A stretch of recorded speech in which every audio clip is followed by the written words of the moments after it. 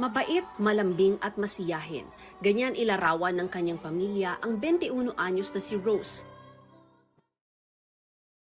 Kaya labis ang pighati nila nang pumanaw ang college sophomore noong February 8 dahil sa komplikasyon ng stage 5 chronic kidney disease. Pero ang pagluluksa, nahaluan ng galit nang madiskubre nilang ginawang content sa social media ang pag-embalsa mo kay Rose.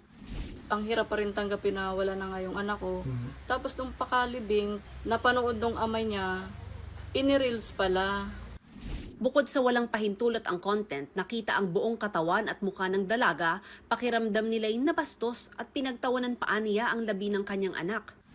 Ikinontent yung pagbabalsa mo sa kanya. Simula, nililiguan siya, hubot-hubad. Grabe ang mga sa kanila.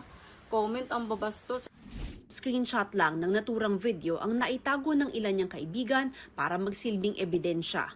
Ayon pa sa ina ng biktima, napag-alaman nilang hindi umano lisensyado ang naturang embalsamador.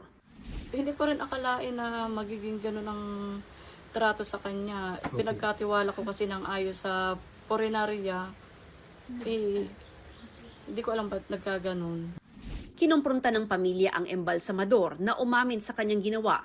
Nag-deactivate siya ng social media account pero hindi napigilan ang pagkalat ng video. Galit na galit pa rin. Hanggang ngayon, di pa rin ako makamove on. Tapos sabay pa yung problema na yun. Sana mabigyan ng katarungan yung anak ko na yun. Nag-iimbestiga na ang pulisya matapos magsumbong ang ina. Hinahanap ngayon ang embalsamador. Sinusubukan pa naming makuha ang pahayag ng pamunuan ng punerarya. Ayon sa nanay ni Rose, bukas nakatakda silang magharap ng may-ari ng punerarya. Para sa GMA Integrated News, Mav Gonzalez, nakatutok, 24 oras.